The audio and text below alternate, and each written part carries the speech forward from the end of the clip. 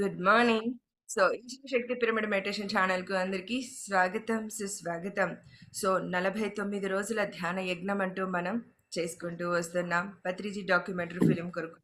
ఈరోజు మరి 23వ రోజు అండి. చేరుకున్నాం. ఎంతో విజయవంతంగా చక్కటి వనరులు సమకూరుతూ ఎంతో ఆనందంగా ముందుకు సాగిపోతున్న ఈ రోజుకి మరొక్కసారి అందరికీ కూడా స్వాగతం, సుస్వాగతం. సో, మరి ఈరోజు మరి పత్రికర్ డాక్యుమెంటరీ ఫిలిం అంటే ఎంతో ఆషామాషి కాదండి. సో అలాంటి విషయాన్ని చేపట్టిన వెంకట్ గారికినో, అలాగే మన ప్రతిరోజు ఒక సీనియర్ మాస్టర్స్ చేత మనం ఆ అభిప్రాయాన్ని తీసుకుంటూ కూడా ఆ జ్ఞానాన్ని అందుకుంటూ కూడా ముందుకు వెళ్తూ వస్తున్నాం. మరి ఈరోజు ఒక గ్రేట్ సీనియర్ పిరమిడ్ మాస్టర్ చే మనం ఆ జ్ఞానాన్ని అందుకోపోతున్నాము. అండ్ ఎవరో కాదండి, సో అనంతపూర్ నుండి సిద్ధంగా ఉన్నారు మురళీధర్ గారు. వారు ఎన్నో పుస్తకాలు రచించారు, ముఖ్యంగా ఆచారాల అంతరార్థం, సో శ్రీకృష్ణ శ్రీమద్ భగవద్గీత సారం ఒక రోజులో ఎలా అనేది, అలాగే ధ్యానం శరణం గచ్చామి, అలాగే ఇప్పుడు అర్షడ్ వర్గాలన్న కొత్తగా ఒక బుక్ రిలీజ్ అయింది. అది ఎంతో అద్భుతం అండి, ఎంతో అద్భుతం. నాకు నచ్చిన అత్యంత ఇష్టమైన పుస్తకం ఇది, ఆచారాల అంతరార్థం. ఇందులో చాలా మూర్ఖత్వాలు ఉంటాయి మనకు, అవన్నీ కూడా ఎన్నో అపనమ్మకాలు ఉంటాయి, అవన్నీ కూడా తొలగిపోయాయి మాకైతే కనుక. సో అండ్ అలాగే ఇంకొకటి అంటే పత్రికతో వీళ్ళు మొదటి ఇనిషియల్ డేస్ నుంచి కూడా ఉన్నారు కదా. సో మరి వాళ్ళప్పుడు నేను ఒక మాట విన్నానప్పుడు వీరి గురించి ఏంటంటే, ఇప్పుడైతే మనకు ధ్యాన జగత్ మ్యాగజైన్ ఎలా వస్తుందంటే మంత్లీ బాగా మనకు ఒక చేతికి వచ్చేస్తుంది, నెల అవ్వగానే మంచిగా చేతికి వచ్చేస్తుంది. బట్ వీళ్ళు ఆ మ్యాగజైన్ కొరకప్పుడు ఎలా కష్టపడేవాళ్ళు కదా. ఒక్కొక్క పేజ్ సమకూర్చుకుంటూ దాన్ని ఒక రూపానికి తీసుకువచ్చి అందరికీ పంచుతూ రావడం అంటే, ఇప్పుడున్న టెక్నాలజీ అప్పుడు లేదు. కాకపోతే వారు ఎంత ప్రచారం చేసేవారంటే, సార్ ఇచ్చిన సందేశాన్ని అందరికీ అందివ్వాలని చెప్పేసి ఎంతో శ్రమపడి మనకంత దారులన్నీ సమకూర్చి ఇప్పుడు మనల్ని ఈజీగా నడిపించేస్తున్నారు అప్పటి సీనియర్ మాస్టర్స్ అంతా కూడా. ఎస్, ఇక ఏమాత్రం ఆలస్యం చేయకుండా మరి వెల్కమ్ చెప్పేసుకుందాం సార్కి. Sir hi sir, welcome sir మీకు శ్రీ శక్తి పిరమిడ్ మెడిటేషన్ ఛానల్కు. Thank you. Welcome sir. Thank you. Shall I start? Yes sir, yes sir. Okay. అందరికీ శుభోదయం. జై గురుదేవ్. బ్రహ్మశ్రీ పత్రిజీ గారికి, శ్రీమతి స్వర్ణమాల మేడం పత్రిజీ గారికి, గురువులందరికీ శతకోటి పాదాభివందనాలు. మరి అందరికీ శుభాభివందనాలు. ఇది చాలా మందికి చాలా విషయాలు తెలిసే ఉంటాయి. నేను 1993లో పత్రిజీ గారితో కలవడం జరిగింది. సో ఆనాటి నుండి ఈనాటి వరకు, అంటే ఈ రోజు వరకు కూడా వారితోనే ఉన్నాను. వాయిస్ క్లియర్గా ఉందా? వాయిస్ క్లియరా? ఓకే. సో దాదాపుగా 32 సంవత్సరాల నుంచి ఆ ప్రయాణం సాగుతూ ఉంది.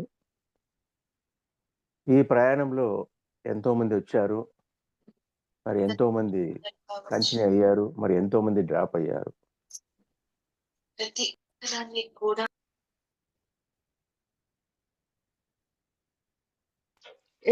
ప్లీజ్ సార్ కంటిన్యూ చేయండి. సో ఇక్కడ ముఖ్యంగా ఏంటంటే, ఈరోజు పత్రిజీ ఫిలిమ్స్ వెంకట్ గారు స్టార్ట్ చేశారు. ఇది చాలా ఇంపార్టెంట్ కూడా, ఎందుకంటే ఒక సాధారణ వ్యక్తి కాదు పత్రిజీ, ఒక అసాధారణమైన మహనీయుడు. మరి అటువంటి వాళ్ళది ముందు తరాలకు అందించాలి అంటే, ఫర్ ఎగ్జాంపుల్ 32 సంవత్సరాల కిందట ఏం జరిగిందో మీకు తెలియదు, ఆయన ఎటువంటి కాన్సెప్ట్ చెప్పారో మీకు తెలియదు. కానీ మా వరకు అవన్నీ ఉన్నాయి మా దగ్గర. ఇలాంటివన్నీ కూడా ముందు తరాలకు అందించాలి అంటే, సో ఇలాంటి డాక్యుమెంటరీ ఒకటి అవసరమవుతుంది. మరి మొదట్లో వెంకట్ గారు దీన్ని తీసుకొచ్చారు, యాజ్ అ డైరెక్టర్గా చాలా చక్కగా తీసుకొచ్చారు. ఒకసారి నాకు కాల్ చేశారు. సార్, పత్రి గారితో మీకున్న అనుబంధాన్ని రికార్డ్ చేయాలనుకుంటున్నాము. షూట్ చేయాలనుకుంటున్నాము. ఆహ్, మీ ప్లేస్‌లో ఎవరిని పెడితే బాగుంటుందన్నారు. అవకాశం ఉంటే నేనే వస్తానని చెప్పాను. ఎందుకంటే పెద్ద చేంజెస్ లేవు అప్పటికి, ఇప్పటికి. అట్లాగే విజయ్ కుమార్, గుంతకల్ విజయ్ కుమార్ కూడా. మేమిద్దరం వెళ్ళాం. హైదరాబాద్‌కెళ్ళి షూటింగ్‌లో పాల్గొన్నాం. అంటే చిన్న చిన్న బిట్సే. మరీ చాలా లెంగ్తీ కాకుండా చిన్న చిన్న బిట్స్, చాలా ఇంపార్టెంట్ బిట్స్ కూడా అది కూడా. సో, ఆ రకంగా ఈ 'పత్రిజీ' ఫిల్మ్‌లో భాగం పంచుకోవడం అన్నది నిజంగా అదృష్టమే అది. ఎందుకంటే ఆయన లైవ్‌లో ఉన్నప్పుడు, ఆయన దేహాన్ని విడిచిన తర్వాత ఆయనతో ఆ సాంగత్యంలో మేమున్నాం.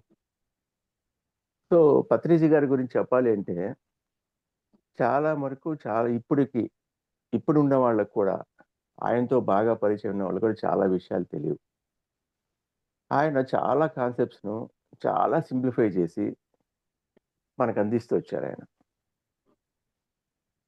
ఇప్పుడు ఏదో ఒక సంస్థ ఉండి దాంట్లో జాయిన్ అయ్యి, దాంట్లో హైయెస్ట్ పొజిషన్ పోవడం వేరే.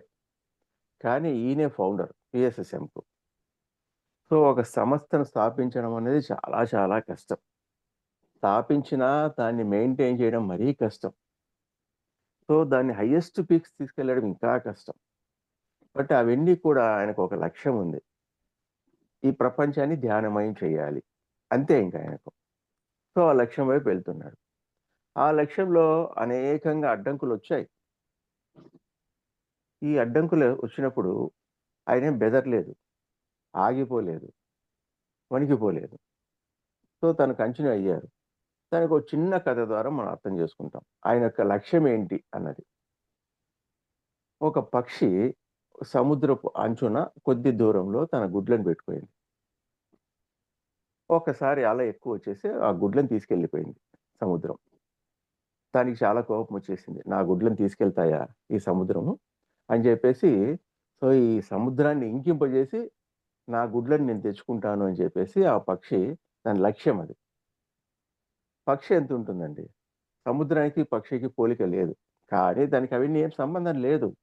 తను అనుకున్నదేంటి? తన గుడ్లు తనకు కావాలంతే. సో, ఒక్కొక్క బొట్టుని తీసుకొచ్చి పక్కన ఏస్తా ఉంది సముద్రం పక్కనే నీళ్ళకి. సో, ఒక్కొక్క బొట్టు వేస్తుంటే ఎప్పుడు సముద్రం ఖాళీ గావాలి. అయినా దానికి అవన్నీ సంబంధం లేదు. తను అనుకున్న లక్ష్యం వెళ్ళిపోవాలంతే. అది చేస్తా ఉంది. చుట్టూ ఉన్న పక్షులు, ఫ్రెండ్స్ పక్షులు, బంధువుల పక్షులు అన్నీ వచ్చాయి. "ఏం చేస్తున్నావని" అడిగాయి. "ఇట్లా నా గుడ్లను సముద్రం తీసుకెళ్ళిపోయింది. నాకది కావాలన్నది." "ఇది ఎప్పటికి సాధ్యమవుతుంది నువ్వు చేస్తున్నావని." "అవుతుందో లేదో నాకు తెలీదు. నేను అనుకున్నది సాధించుకునే వరకు నేను చేస్తా అంతే." సో, మిగతా పక్షులన్నీ కూడా దాని కోసం సహాయం చేస్తూ వచ్చాయి. సో, ఇది ఈ రకంగా ప్రపంచంలో ఉన్న పక్షులందరికీ ఇన్ఫర్మేషన్ పోయింది. అన్ని పక్షులొచ్చేసాయి. సో, వాళ్ళ రాజు అయిన గరుత్మంతుడి వరకు కూడా వెళ్ళింది.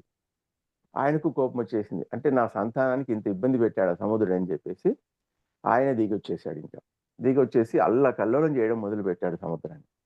అప్పుడు సముద్రుడొచ్చాడు అడిగాడు.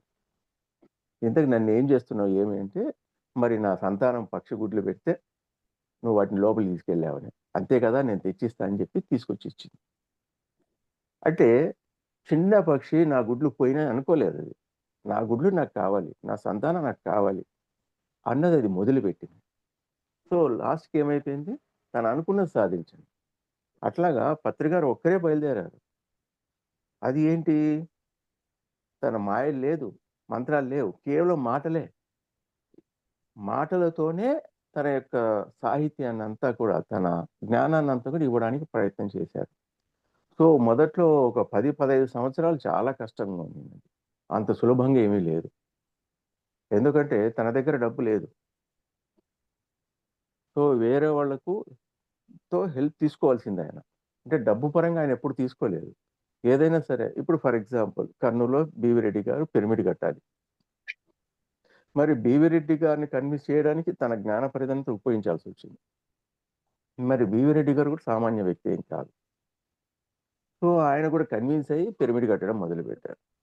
పిరమిడ్ కట్టారు. సో, ప్రతి పౌర్ణమికి మేము వెళ్ళేవాళ్ళం. దాదాపు 24 అవర్స్ లోపలే కూర్చునేవాళ్ళం పిరమిడ్‌లోనే. జస్ట్ కాలకృత్యాలకు లేదంటే టిఫినో, భోజనానికొచ్చి బయటకొచ్చి చేసేసి వెళ్ళిపోతాంటిమి పిరమిడ్‌లోకి. ఇంకా ఎక్కడ స్పెండ్ చేసేది లేదు, మాటలు లేవు, ఏమీ లేవు. పిరమిడ్లో 24 అవర్స్ గడపాలంటే 24 అవర్స్ గడిపేవాళ్ళం అంతే. ఇంకా పత్రికారు మధ్య మధ్యలో వచ్చి చూసి వెళ్ళి మధ్య మధ్యలో వచ్చి కాన్సెప్ట్స్ లాగా ఏదో చెప్పేసి వెళ్ళిపోయేవాళ్ళు. సో ఆ రకంగా మా ప్రయాణం జరుగుతూ వచ్చింది. సో ఇక్కడ ఏంటంటే ముఖ్యంగా చెప్పుకోవాల్సింది ఆయన సింప్లిసిటీ, ఓపెన్నెస్, ఫ్రాంక్నెస్. తను చెప్పాల్సింది చెప్పడం మొదలు పెట్టడం అంతే. అవతలోడు దాన్ని రిసీవ్ చేసుకుంటాడా లేదనేది ఆలోచన సంబంధం లేదు. తను చెప్పాల్సింది చెప్తున్నాడు. ఎవరైతే రిసీవ్ చేసుకుంటారో అది వాళ్ళు కంటిన్యూ అవుతారు. ఎవరికైతే దాని అర్థం కాలేదో వదిలేస్తాడు అంతే. మళ్ళీ వాళ్ళు వెళ్తే 1000 సార్లే చెప్తాడు ఆయన. సరే ఇంతకుముందు చెప్పాను కదా మళ్ళీ అడుగుతున్నావు అన్న పాయింట్ ఏం లేదు. సో ఆ రకంగా ఆయన ఒకప్పుడు ఎంత కాన్సెప్ట్స్ ఎంత ఈజీగా తీసుకొచ్చేవాళ్ళంటే అసలుగా ఆ పేర్లు కూడా మీరు వినిండరు చాలా మంది. ఎట్లా ఉంటాయంటే ఫర్ ఎగ్జాంపుల్ ఒక టాపిక్ తీసుకున్నారనుకో, గుట్టే రట్టాయే. గుట్టే రట్టాయే అంటే గుట్టు రట్టయిపోవడం, గట్టే చెరిగిపాయే. చుట్టూ మన గట్లు ఏర్పరచుకుంటాం, అది కూడా చెరిగిపోవాలి. తిట్టే దీవెనాయే, మట్టే బంగారమాయే, పొట్టే కరిగిపాయే, పిట్టే ఎగిరిపాయే. సో ఈ రకంగా ఉండేది ఆయన కాన్సెప్ట్స్ మొదట్లో. ఆ తర్వాత తర్వాత ఇవన్నీ చాలా మందికి తెలియదు ఈ కాన్సెప్ట్ ఇట్లా ఉంటుంది అని చెప్పేసి. సో ఎందుకు అంటే ఆయన మొదలు పెట్టడమే ఒక హైయెస్ట్ లెవెల్ నుంచి మొదలు పెట్టారు ఆయన. సో లో లెవెల్ నుంచి ఎక్కడ పట్టించుకోలేదు అంటే ఆ స్థితిలో ఉన్న వాళ్ళు ఆటోమేటిక్గా వచ్చేస్తారు అనేది ఆయన భావన. ఇక్కడ ఏంటంటే భౌతిక శరీరం గురించి ఎక్కువగా మాట్లాడలేదు ఆయన. భౌతిక శరీర అవసరాల గురించి కానీ వాటి గురించి కానీ వీటి గురించి మొదట్లో ఎక్కువ లేవు ఇవన్నీ కూడా. స్ట్రైట్ అవే ధ్యానం, ఆసనము, ధ్యానము. సో ఇదే ఉండింది ఆయనకి ఎక్కువ కూడా. యాక్చువల్గా ఏ గురువు అయినా సరే ఎక్కడైనా సరే అన్నీ కూడా వాళ్ళ ప్రార్థనలు కానీ ఇవి కానీ శిష్యుల గురించి కానీ ఎక్కువగా ఈ భౌతికం మీద ఎక్కువ ఉంటుంది. ఆ వాటిని దాటి మానసికం రావాలి, మానసికాన్ని దాటి బుద్ధిపరంగా రావాలి. ఆ తర్వాత అనాహతం సైలెన్స్లోకి వెళ్ళాలి. సైలెన్స్లో వెళ్ళిన తర్వాత ధ్యానము అనేది స్టార్ట్ అయ్యేది. బట్ ఇక్కడ పత్రికారు ఇవన్నీ ఏం లేదు, స్ట్రైట్ అవే ధ్యానాన్ని తీసుకొచ్చి పెట్టేశారు. ఎందుకంటే అనేక జన్మలుగా ఎంతో మంది ఒక్కొక్క స్థాయి నుంచి ఎదుగుతూ వచ్చారు.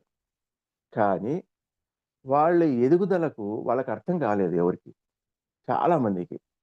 అలా ఎదుగుదలను అర్థం చేసుకున్న వాళ్ళు ముందుకు వెళ్తూ వచ్చారు. మరి ఎదుగుదల వస్తూ ఉన్నా కూడా ఇది మా ఎదుగుదల అన్నది అర్థం కాని వాళ్ళకు ఆ స్థితిలోనే ఉండిపోకుండా ఆయన ఒక 9 స్థితులు చెప్పారు ఆయన. ఎంత అద్భుతంగా ఉన్నాయంటే ఆ స్థితులు.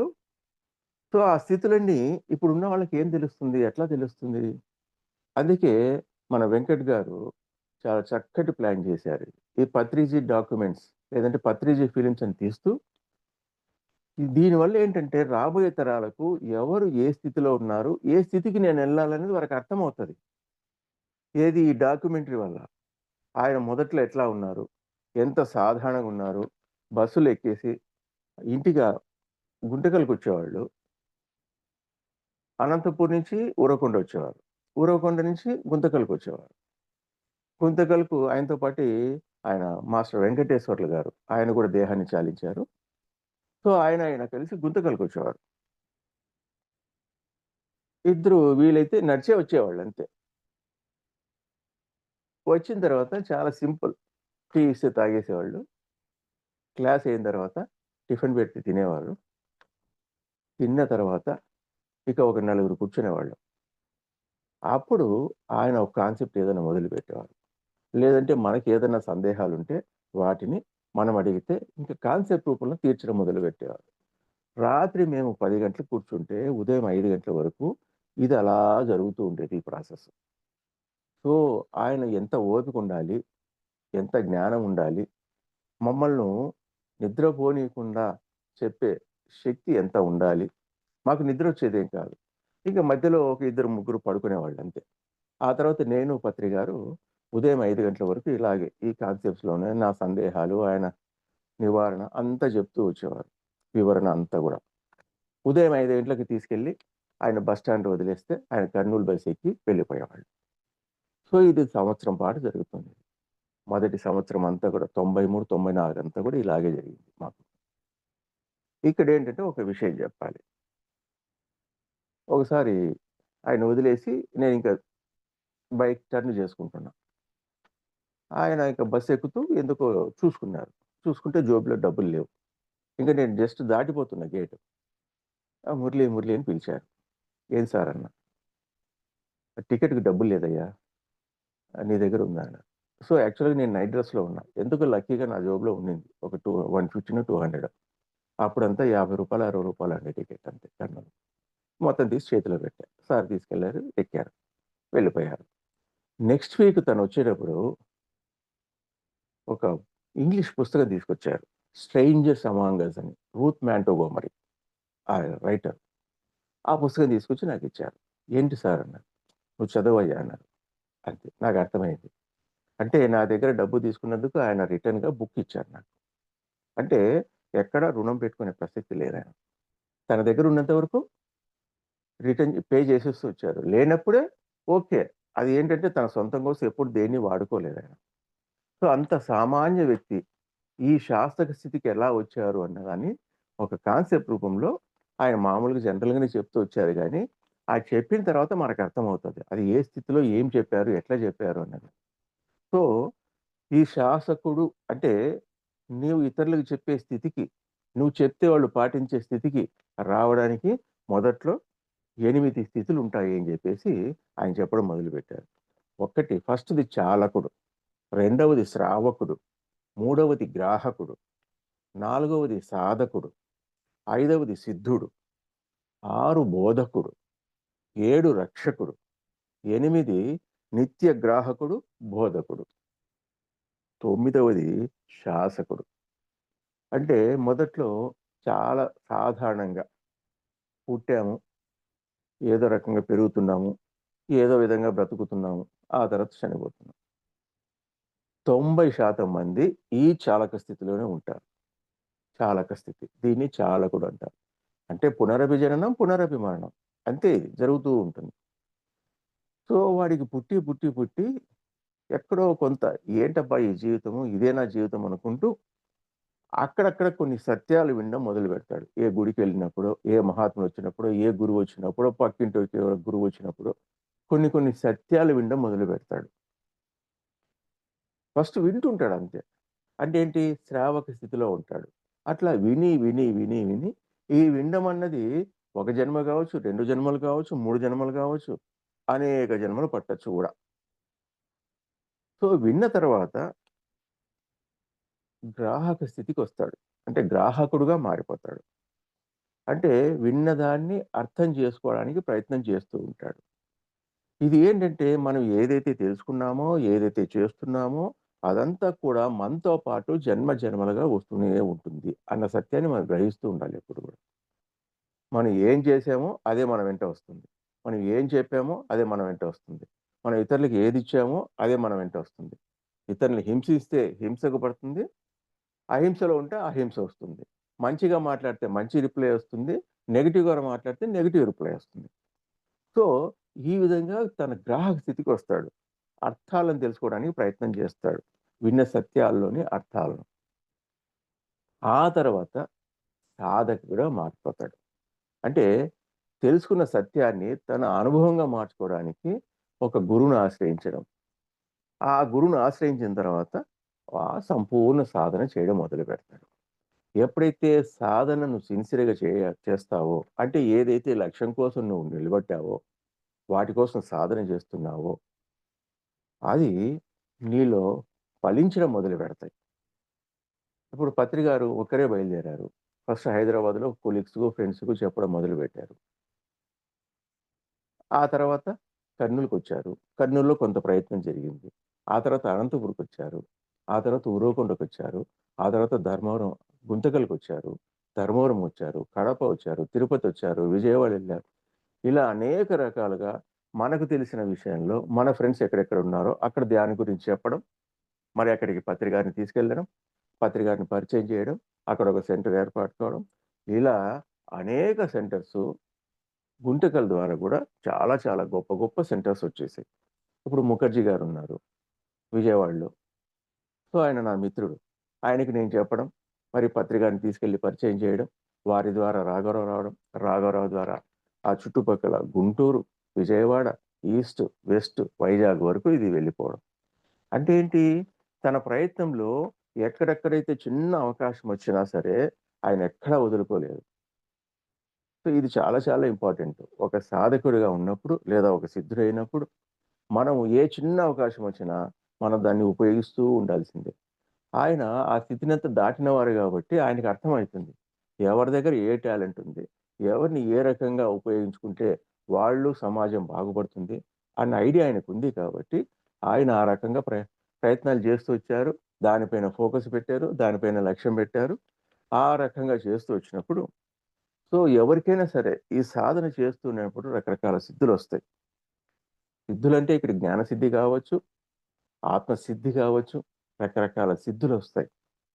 కానీ ఇక్కడ చాలామంది ఏం చేస్తారంటే, ఈ సిద్ధులొచ్చేటప్పటికి తమ చుట్టూ జనాలు పోగడం మొదలుపెడతారు. నిజమైన జ్ఞాని ఎవరు కూడా జనాలను పోగు జేసుకోరు. పత్రికారు గూడా అంతే. ఏ ఊరికి ఆ ఊరు. అక్కడికయిపోతేనే అంతే ఇంగ. మళ్ళీ నెక్స్ట్ ఊరు అయిపోయినప్పుడు అక్కడ అంతే. సో, ఎక్కడా డిటాచ్‌మెంట్ ఎప్పుడు కూడా డిటాచ్‌మెంట్‌లో ఉంటారు. కానీ దగ్గరికి పోతే మాత్రం ఆయనంత మనకు అటాచ్‌మెంట్ ఇంకెవరు లేరేమో అన్నంత భావన కలుగుతూ ఉంటది. అంటే ఏంటి? ఎవరైతే ఆ సంపూర్ణ స్థితిలో ఉంటారో అక్కడికి వెళ్ళినప్పుడు దాంట్లో లయమైపోతాం మనం. అట్లని చెప్పి ఆయన మనకు చాలా క్లోజ్‌గున్నారంటే చాలా క్లోజ్‌గా ఏముండరు. కానీ ఆ భావన కలుగుతూ ఉంటదంతే. పోనీ దూరంగా ఉన్నారంటే దూరంగా ఉన్నారని భావన కలగదు. ఎప్పుడు మనతోనే ఉన్నట్టుగా, మనకు చెప్తున్నట్టుగా మనకు భావన కలుగుతూ ఉంటది. అది ఎప్పుడు ఆ సంపూర్ణ స్థితిలో ఎవరైతే ఆ గురువు ఉంటారో అటువంటి భావన మనకు కలుగుతూ ఉంటుంది. కానీ ఇక్కడే చాలామంది జాగ్రత్త పడాలని ఆయన చూసి నేర్చుకోవాల్సొస్తది మనం. ఆయన ఏ రోజు గూడా నా దగ్గర ఈ సిద్ధుందని గాని, నా దగ్గర ఈ మహిమలున్నాయని గాని ఎప్పుడూ చెప్పలేదు. ఎందుకు? ఎప్పుడైతే అది చెప్పడం మొదలుపెట్టారో, సో జనాలంతా చాలా వస్తారు. కోట్ల మంది వస్తారు. ఆ మహిమల కోసం. మాకు అది ఇవ్వు, ఇది ఇవ్వు, ఇట్లా చెప్పండి, అట్లా చెప్పండి. మా అబ్బాయికి బాలేదు, మా అమ్మాయికి పెళ్లి కాలేదు, ఉద్యోగం రాలేదు, మా ఆయనకి సరిగ్గా లేదు, నాకిట్లుంది, అట్లుంది. రకరకాలుగా ఆయన దగ్గర నుంచి లాగడానికి ప్రయత్నం చేస్తారు. ఎవరైతే ఆ సిద్ధులున్నాయని చెప్తే. అందుకే ఈయన ఏ రోజు గూడా నా దగ్గర ఈ మహిమలున్నాయని గాని, సిద్ధులున్నాయని గాని ఏ రోజు చెప్పలేదు. బట్ ఉన్నాయి. కొన్ని కొన్ని సందర్భాలలో అవన్నీ ఉన్నాయనేది అర్థమవుతూ వస్తుంది. కానీ ఏ రోజు కూడా ఆయన బయటపడలేదు. "ఏం సార్ మీ వల్ల ఇది జరిగింది. మీరిట్లా కనపడ్డారు, అట్లా కనపడ్డారు. మెడిటేషన్‌లో ఇట్లొచ్చారు, ఈ మెసేజ్ ఇచ్చారంటే" నేను కాదయ్యా ఎంతోమంది సూక్ష్మలోక వాసులున్నారు. సో, నేను మీకు పరిచయం గాబట్టి, నేను మీకు చెప్తే నమ్ముతారనే ఉద్దేశ్యంతో వాళ్ళు నా రూపంలో మీకొచ్చి మెసేజ్ ఇచ్చారు అని చెప్తూ వస్తాను. ఎవరికైనా ఏదైనా హెల్ప్ జరిగితే, "సార్ మీరొచ్చారు, హెల్ప్ చేశారంటే" నేను కాదు, నీ యొక్క శక్తే నీకు ఆ రూపంలో నీకొచ్చి హెల్ప్ చేసింది అని జెప్తారు. అంటే ఏంటి? ఎప్పుడైతే ఈ సిద్ధత్వం వచ్చేసిందో, ఇక్కడ చాలా జాగ్రత్తగా ఉండాలి. ఈ మాస్టర్స్ అంతా కూడా ఏ మాస్టర్ అయినా సరే, ఏ సంస్థలో ఉన్నా సరే, ఎప్పుడైతే నేను అనుకున్నది జరిగిపోతోంది, నేను చెప్పింది జరిగిపోతుందన్నప్పుడు చాలా జాగ్రత్తగా ఉండాలి. కానీ ఇక్కడ చాలామంది ఇక్కడే మిస్‌లీడ్ అయిపోతుంటారు. నేను చెప్పింది జరిగింది. నేను చెప్తున్నా గదా! జరిగిపోతుంది పో అనేది తెలియకనే తమలో అహం బయలుదేరుతుంది. ఈ చుట్టుపక్కల ఈ మహిమలు చూసేసి తమ చుట్టూ గురువులు చాలామంది శిష్యులు తయారవుతారు. ఇంక ఆ శిష్యులు తయారయ్యేటప్పటికి నా అంత శక్తివంతుడు లేడనో, లేదంటే తెలియకనే గర్వం వచ్చిందో, మదం కలిగిందో ఇవన్నీ మొదలవుతాయి. నాకన్నీ తెలిసిపోయిందిలేమో అన్న భావనలో కూడా పడిపోతుంటాడు. అందుకే ఈ సిద్ధులు అనేది ఆధ్యాత్మికంలో ఆధ్యాత్మిక పురోగమనానికి చాలా చాలా అడ్డంకు. అందుకే ఇక్కడేమైపోతారు, సో, ఇక్కడ మనకు తెలిసిన జ్ఞానాన్ని, తెలుసుకున్న జ్ఞానాన్ని చెప్పడం మొదలుపెడతాడు. అంటే ఏంటి? సిద్ధత్వం వచ్చిన తర్వాత బోధకుడిగా మారిపోతాడు. ఇతరులకు పంచడం మొదలుపెడతాడు. పంచితే గదా చుట్టూ చేరతారు. లేకపోతే ఎట్లా తెలుస్తుంది వాళ్ళకు ఇతను ఏం చెప్తున్నాడు అన్నది? పత్రికారు గూడా తనకు తెలిసిన జ్ఞానాన్ని, పొందిన జ్ఞానాన్ని, అనుభవ జ్ఞానాన్ని చెప్పడం మొదలుపెట్టింతేనే కదా మనమంతా వెళ్ళాం. సో, ఇక్కడేంటంటే వారి యొక్క స్పెషల్ ఏంటంటే, చాలామంది అనేక నియమాలు పెడతారు. బట్ ఈయన ఏ నియమము పెట్టలేదు. మీరెట్లున్నారో అట్లే ఉండండి. ఏం తింటారో అదే తినండి. ఏం లేదు. చక్కగా శ్వాస మీద ధ్యాస పెట్టండి. ఎంతసేపు పెట్టాలంటే మీ వయసు ఎంతుంటే అంత పెట్టండి. ఎన్ని సార్లు పెట్టాలని ఓపిక ఉన్నంత వరకు. కానీ దీనివల్ల నీ దైనందిక జీవితానికి ఎక్కడ అడ్డంకి రాకూడదు. నీ సాంసారిక జీవితానికి ఎక్కడ అడ్డంకి రాకూడదు. హ్యాపీగా అన్నీ ఎంజాయ్ చేయండి. బట్ దీన్ని యాడ్ చేసుకోండి. అంతే. ఎంత సింప్లిఫై చేశారంటే, అంత సింప్లిఫై చేశారు గాబట్టే నాలాంటోళ్ళంతా గూడా అప్పుడు రాగలిగారు. సపోజ్ దీనికి అనేక నియమాలు పెట్టారనుకో, నేనైతే వచ్చేవాడిని గాదు. సో, మోర్ రిస్ట్రిక్షన్స్ ఏమవుతుందంటే, అతను ముందుకు పోవడానికి చాలా ఇబ్బందులెదుగుతాయి. నీకు ధ్యానం అనేది తెలిసింది. ధ్యానం ఎలా చేయాలో తెలిసిపోయింది. అయిపోయింది చెప్పేసేయి. ఆయన చెప్పారు. దీనికి నువ్వు చాలా నియమాలు పెట్టావనుకో, సరే రేపు గాని ఇప్పుడు నాకు వీలు కాలేదులే. రేపు నెక్స్ట్ ఇయర్ చూస్తాను. ఆ తర్వాత చూస్తాను. ఆ తర్వాత చూస్తానని చెప్పేసి నువ్వు ఉంటావో ఉండవో తెలీదు. కనీసం నీకు పరిచయం చేసుంటే ఏదో ఒక రోజు నీ అంతకు నువ్వే చేసుకుంటావు గదా! అందుకే నేను గురువునని ఎక్కడ చెప్పుకోలేదు. ఎక్కడ చెప్పల. నీ శ్వాసే నీ గురువు అని చెప్పారు. నీకు నువ్వే గురువు అన్నారు. నీ అంతరాత్మే నీ గురువు అన్నారు. కారణం ఏంటంటే మనుషుల డిపెండెన్సీ తగ్గించడానికి, నీలో ఇండిపెండెంట్ పెంచడానికి ఆయన ఆ బోధక స్థితిలోనే కంటిన్యూ చేశారు. రక్షక స్థితిలోకి ఎక్కడికి రాలేదు. సో, ఇంతకుముందే మాట్లాడుకున్నాం. ఆ రక్షక స్థితి అనేది. దీన్ని దాటడానికి చాలామంది ఇక్కడే ఆగిపోతారు. నేను చూసుకుంటానులే. గురువుగారు ఇట్లా ఉంది పరిస్థితి. అంటే నేను చూస్తానులే. నేను చేస్తానులే. వాళ్ళకి తెలియకనే ఒకవేళ మంచి మనసుతో చెప్పిండొచ్చు. కానీ అది రిపీట్ అయిపోయి వాళ్ళు రక్షకులుగా మారిపోతారు. ఎప్పుడైతే రక్షకులుగా మారిపోయినారో వారి చుట్టూ ఒక బౌండరీ ఏర్పడిపోతుంది. తనకు తెలియకనే తన పతనానికి తానే దారి తీసుకుంటాడు. ఎవరిని ఎవరు రక్షిస్తారు? ఉద్ధరిని ఆత్మానాత్మానం అని భగవద్గీతలో బ్రహ్మాండంగా చెప్పేశాడు కృష్ణుడు. నీ దీపాన్ని నువ్వే వెలిగించు అని బుద్ధుడు చెప్పాడు. నిన్ను మించినవాడు నీకే ఎవరు లేరు. నీకైతే నువ్వు చూసుకో అని ఎంతోమంది మహాత్ములు ఎన్నో రకాలుగా చెప్పారు. కానీ మనమెవరం రక్షకులుగా మారడానికి? నీకు తెలుసా? జీసస్ చెప్పారు. ఒకరి గురించి నువ్వు డిసైడ్ చేయాలి, ఒక జడ్జ్‌మెంట్ చేయాలంటే వారి యొక్క 7 జన్మలు నీకు తెలిసి ఉండాలి అంటాడు. వాడు దేనికోసం వచ్చాడో తెలీదు. ఎందుకోసం వచ్చాడో తెలీదు. మరి నువ్వెలా డిసైడ్ చేస్తావు? అందుకే జడ్జ్ నాట్ అనేవాడు సార్. No complaint, no judgement. So, no complaint, no judgement ఎప్పుడైతే లేదో నువ్వు శుద్ధత్వానికి దారి తీస్తుందది. ఎందుకు కంప్లెయింట్ చేస్తావు? వాడు ఏం చేశాడో నీకు తెలీదు గదా! ఎట్లా చేస్తాడో తెలీదు. నీకెందుకు? నీకు తప్పైతే నువ్వు పోవద్దు. నీకు ఒప్పైతేనే పో. ఎవరిని జడ్జ్ చేస్తావు? ఎందుకు జడ్జ్ చేస్తావు? వాడు ఈ లైఫ్ దేనికోసం తీసుకున్నాడో నీకు తెలీదు గదా! నీ పరిధిలో నువ్వు దాన్ని తీర్పు ఇవ్వడానికి ప్రయత్నం చేస్తున్నావు. నీకు పరిధుంది. నీ జ్ఞాన పరిధి ఎంతో నువ్వు తెలుసుకో. అందుకే రమణ మహర్షి చెప్తాడు. నిన్ను నువ్వు తెలుసుకో అంటాడు. అంతే ఒక్క సింగిల్ వర్డ్‌తో అయిపోయిందది. ఎప్పుడైతే మనల్ని మనం తెలుసుకుంటామో, మన స్థితి ఏంటి? ఎట్లా ఉన్నాము? నా ఆలోచనలు ఎట్లా ఉన్నాయి? సో, నాలో ఉన్న గుణాలు ఎట్లా ఉన్నాయి? నాలో కోరికలు ఎట్లున్నాయి? కోపం ఎట్లుంది? లోభం ఎట్లుంది? మదం ఎట్లుంది? మోహం ఎట్లుంది? ఈర్ష్య, అసూయలు ఎట్లున్నాయి? పైకి బాగా కనబడుతున్నా, లోపల నాలో ఇవన్నీ ఉన్నాయి. లోపల నన్ను దహించి వేస్తా ఉంది. దీని నుంచి ఎలా మార్గం బయటపడాలి? సో, ఇవన్నీ కూడా ఎవరికి వాడు తెలుసుకోవాల్సిందే. గురువులు సహాయం చేస్తూ ఉంటారు. శాస్త్రాలు సహాయం చేస్తూ ఉంటాయి. అందుకే పత్రి గారేం చెప్పారు, చక్కగా నీ శ్వాస మీద ధ్యాస పెట్టు, స్వాధ్యాయం చేసుకో, సజ్జనులు కలుస్తూ ఉండు, ఆచార్యుని కలుస్తూ ఉండు. ఎంతోమంది గురువులున్నారు. వాళ్ళందరినీ కలుస్తూ ఉండు. వాళ్ళు చెప్పేది వింటూ ఉండు. నీకు ఏది నచ్చితే, ఏది చేయగలుగుతావో దాన్ని చేస్తూ వెళ్ళు. ఎక్కడ విమర్శ వద్దు అని చాలా క్లియర్‌గా చెప్పారు. ఎందుకంటే మాతృదేవో భవ, పితృదేవో భవ, గురుదేవో భవ, ఆచార్య దేవో భవ. ఆచార్యులు, గురువులు అంతా ఒకటే. అతిథి దేవో భవ. తల్లి ఒకరే, తండ్రి ఒకరే. కానీ గురువులు అనేకం. అది ఆయన గొప్ప కాన్సెప్ట్ గూడా. అనేక మంది గురువులున్నారు. తల్లి ఒకరే, తండ్రి ఒకరే. కానీ గురువులు అనేకంగా ఉంటారు. అందుకే మనం ఒకటో తరగతి నుంచి మనం చదువుతున్న కొద్దీ అనేక మంది గురువులొస్తుంటారు, పోతుంటారు. ఆ గురువులు వేరు. ఈ గురువులు వేరు. ఆధ్యాత్మికంగా ఎంతో మంది గురువులుంటారు. పూజ చేసే గురువులుంటారు, స్తోత్ర గురువులుంటారు, మంత్ర గురువులుంటారు. సో, ఇలా రకరకాల గురువులంతా ఉంటారు. సో, ఎవరిని తప్పు పట్టడానికి లేదు. ఎందుకంటే ఎవరు ఏ స్థాయిలో ఉంటారో దాన్నే చెప్పడానికి ప్రయత్నం చేస్తారు. అదే గొప్పదిగా భావిస్తుంటారు. అందుకే మనం అన్ని దగ్గర మందిని మనం వింటూ ఉంటే నిజంగా మనం ఏ స్థాయిలో ఉన్నామో, ఏ స్థాయిని దాటాలి మనకర్థమవుతది.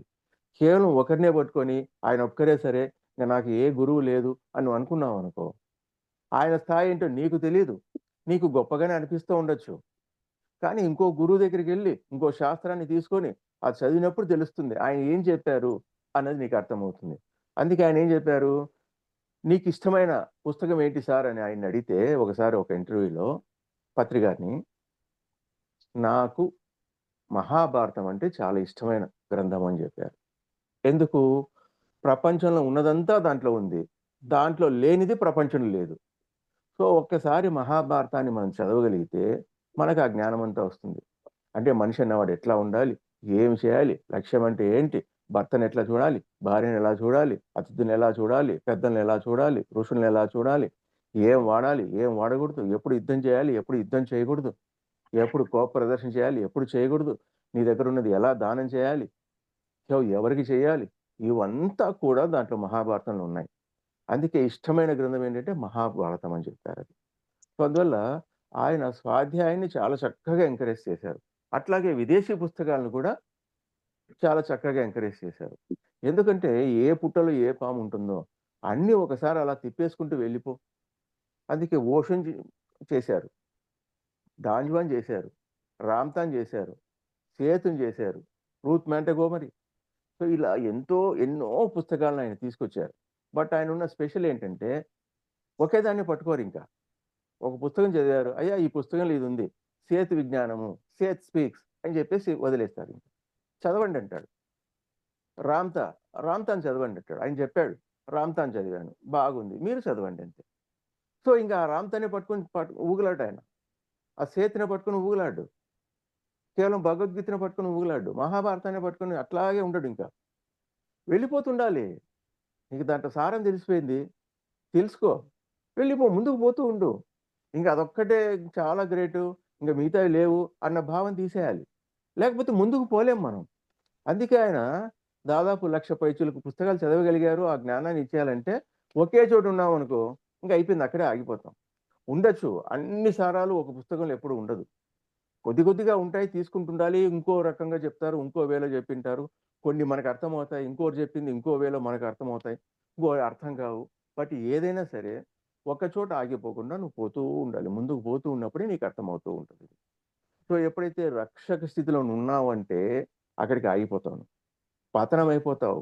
చాలా జాగ్రత్తగా ఉండండి. ఎవరికైనా సరే ధ్యాన సాధన సివియర్‌గా చేస్తుంటే నీ సంకల్ప స్థితిని బట్టి, నీ యొక్క సాధనను బట్టి, గత జన్మల సంస్కారాన్ని బట్టి, గత జన్మల సాధనను బట్టి నీకు కొన్ని కొన్ని సిద్ధులు రావచ్చు, పెట్టొచ్చు. కానీ నిన్ను నువ్వు కోల్పోవద్దు. నువ్వు ఏ స్థితిలో అయితే ఉన్నావో, సాధన మొదలుపెట్టేటప్పుడు ఎటువంటి ఆలోచనతో, ఏ లక్ష్యంతో ఉన్నావో, ఆ లక్ష్యం చేరేంత వరకు ఇలాంటివి ఎన్ని ప్రలోభాలొచ్చినా, ఎన్ని అడ్డంకులొచ్చినా నువ్వైతే ముందుకు పోతుండాల్సిందే. ఇది పత్రిజీ జీవితం ద్వారా మనం చాలా చక్కగా అర్థం చేసుకోవచ్చు. 2012లో ప్రపంచవ్యాప్తంగా ఎంతో అగెనిస్ట్ వచ్చింది. కానీ ఆయనెక్కడ ఆగల. మళ్ళీ 2013లో మళ్ళీ స్టార్ట్ చేశారు కడతాల్లో. మరి ఎక్కడ ఆగలేదు. మీడియా చాలా చెడ్డగా చూపిచ్చింది. మొత్తం పిరమిడ్ సొసైటీనంతా చాలా చెడ్డగా చూపిచ్చారు. ఎంతోమంది సో కాల్డ్ లీడర్స్ అన్నవాళ్ళు గూడా కొంత చెడ్డగా చెప్పడం జరిగింది. బట్ ఎక్కడ ఆగలేదాయన. దేన్ని లెక్క చేయలేదు. ఎందుకు? తన లక్ష్యమేంటో తనకు తెలుసు కాబట్టి. ప్రపంచానికి జ్ఞానాన్ని అందించాలి. అంతే. ధనవంతుడు కావాలని అనుకోలేదు. ప్రపంచ కుబేరుడు కావాలనుకోలేదు. ప్రపంచానికి ధ్యానాన్ని అందించాలనుకున్నారు. సో, ఇవన్నీ ఎవరు చెప్తారు? ఎట్లా చెప్తారు? ఆయన యొక్క ఆలోచనలు ఎట్లా ముందు తరాలకు అందించాలి అన్నది ఈ పత్రిజీ ఫిల్మ్స్ ద్వారానే సాధ్యమవుతుంది. ఆయన యొక్క వీడియోల ద్వారానే సాధ్యమవుతుంది. రాను రాను ఏమైపోతుంది అంటే, ఈ సత్యము ఇంకో రకంగా మార్పు చెందుతూ, ఇది ఆయనకిష్టము, ఇది ఆయన చెప్పిందే, అది చేశాము, ఇది చేశాము, సార్‌కి అదిష్టము, ఇదిష్టము అనేది మొదలుపెట్టి, అసలైన ఆయన యొక్క తత్వం ఏంటో పక్కదారి పట్టేసి, ముందు తరాలకు మిస్‌గైడ్ అయ్యే అవకాశం ఉంటుంది. సపోజ్ ఇటువంటి పత్రిజీ ఫిలిమ్స్ లేకపోతే. ఇప్పటికే చాలా వరకు కొంతవరకు మిస్‌గైడ్ అవుతున్నాయి కొన్ని సందర్భాల్లో. ఆయనకి ఇష్టము, అయిష్టము ఏం లేదు. దేనికి ప్రియారిటీ ఇయ్యాలి, దేనికి ఇయ్యకూడదన్నదే ఇంపార్టెంట్ ఆయనకు. సో, ఈ రక్షక స్థితిలో ఎప్పుడు ఆయన లేడు. సార్ నాకు ఆరోగ్యం బాలేదంటే ధ్యానం చేసుకో. లేదంటే చచ్చిపో నీ ఇష్టం. అక్కడేంటి నేను చూసుకుంటానులే, నేను చేస్తానులే ఇవన్నీ ఏం లేదు. నేను హీలింగ్ చేస్తానులే ఇట్లాంటివేమి ఉండవు డైలాగ్స్ అన్నీ ఆయన దగ్గర. ధ్యానం చేసుకో. చేసుకోలేదా చచ్చిపో. అంతే అది నీ నిర్ణయం అంతే. నేను చూసుకుంటాననేది ఎప్పుడు చెప్పలేదు. ఎందుకంటే తన శరీరాన్ని తనే లెక్క చేసుకోలేదు. ఇంక నిన్నెందుకు లెక్క చేస్తాడు? సో, ఎప్పుడు కూడా మనిషి నిత్యగ్రాహకుడుగా ఉండాలి. నిత్య సాధకుడుగా ఉండాలి. అందుకే నిత్యగ్రాహక స్థితిలో ఆయన ఎప్పుడున్నాడు? నిత్య బోధకుడుగానే ఉన్నాడు. ఎప్పుడైతే తన్ను తాను తెలుసుకున్నాడో, తన అనుభవాలను తను పొందాడో, సో, ఏమి చెప్పాలి, ఏమి చెప్పకూడదు అని తెలుసుకున్నాడో, సో, తను చెప్తున్నది ఇతరులకు అర్థమైతంది. వాళ్ళు గూడా ఇతరులకు చెప్తున్నారు అన్నది అర్థమైపోయిందో, సో, ఆ స్థితిలో ఇది నేను చేస్తున్నది కరెక్టు అన్నది అర్థమైపోతూ ఉంటది. ఎవరికైనా అర్థమవుతది. తాను తప్పు చేస్తున్నాడా, ఒప్పు చేస్తున్నాడా లోపల ఒక మనసుంది. ఒక బుద్ధి ఉంది. అది చెప్తూ ఉంటది. అంతరాత్మ ఉంది. అది చెప్తూ ఉంటది. ఇది కరెక్ట్ గాదు అని.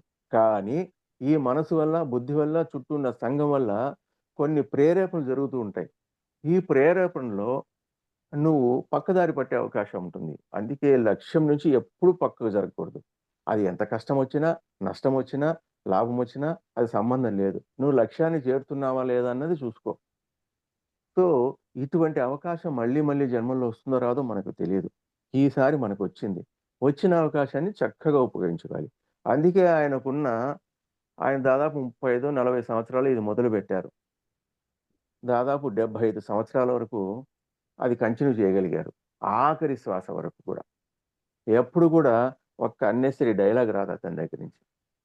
ఒకవేళ జోకొచ్చినా కూడా ఈ స్పిరిచ్యువల్ సంబంధమే వస్తుంది. మనం జోకేసినా కూడా ఆ స్పిరిచ్యువల్ సంబంధం వేసినప్పుడు హ్యాపీగా నవ్వుతారు. అంటే ఏంటి ఇటువంటివన్నీ కూడా అంటే ఒక గొప్ప వ్యక్తి, ఒక మహనీయుడు, మహాత్ముడు ఈ భూమి మీద ఉండి 30 సంవత్సరాలు, ఒక 35 సంవత్సరాల్లో ఇంత గొప్పగా ఒక్క వ్యక్తి నుంచి కొన్ని కోట్ల మందికి తీసుకెళ్లారు అంటే ఆయన చరిత్రను మనం చెప్పలేకపోతే చాలా కష్టము, నష్టము గూడా. ఇది అందరి బాధ్యత. బట్ వెంకట్ ముందుండి తీసుకెళ్ళాడు. సో, అందరూ అతనికి సహకారం అందించాలి. ఇంకోటి వెంకట్ ఒక చక్కటి సులభమైన పద్ధతి చెప్పాడు. ఒక్కొక్క మాస్టర్ 2500 ఇమ్మన్నాడు. ఈ పత్రిజీ ఫిల్మ్స్ బయటికి రావడానికి, ఎడిటింగ్ చేయడానికి తన దగ్గర డబ్బు లేదు.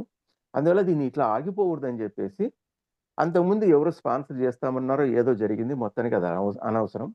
బట్ అది ఆగకూడదు. ఆగకూడదంటే ఏం చేయాలి? స్పాన్సరింగ్ ఉండాలి. సో, ఆ స్పాన్సరింగ్ కోసం ఆయనేం చెప్పారు? 1000 ఇమ్మని చెప్పలే. చాలా సింపుల్‌గా మీకు వీలైతే 2500 ఇమ్మన్నాడు అంతే. ఒక్కొక్క మాస్టర్, ఒక పిరమిడ్ మాస్టర్ 2500 ఇయ్యండి. అది తొందరగా బయటకొచ్చేస్తుంది. సో, నా వంతుగా నేను చేశాను. నేను పిరమిడ్ మాస్టరే. నా వంతుగా నేనిచ్చాను. మా మిసెస్ పిరమిడ్ మాస్టర్. ఆమె వంతుగా ఆమె ఇచ్చింది. అట్లా ప్రతి పిరమిడ్ మాస్టర్ మనం చెప్తున్నాం ఇప్పుడు కోట్ల మంది ఉన్నారు పిరమిడ్ మాస్టర్స్ అని. మరి కోట్ల మంది ఉన్నప్పుడు ఎందుకది ఆగిపోతోంది? అది మన బాధ్యత కాదా అది? ఇది కొంచెం యోచించాలి మాస్టర్స్ అంతా కూడా. ఆ! వెంకట్ ఇంతమంది ఇన్ని రకాలుగా తిరగాల్సిన అవసరం వస్తోంది. సో, అందువల్ల జాగ్రత్తగా కొంచెం మనం ఆలోచించి దీనిపైన కొద్దిగా అవేర్‌నెస్ తీసుకొచ్చి ఆయన అడిగిందంతే 2500 అడిగాడంతే. ఒకవేళ అంత ఇవ్వలేకపోయారనుకోండి, నీకెంత తోచినైతే అంత. ఎంత వీలైతే అంత ఇవ్వండి.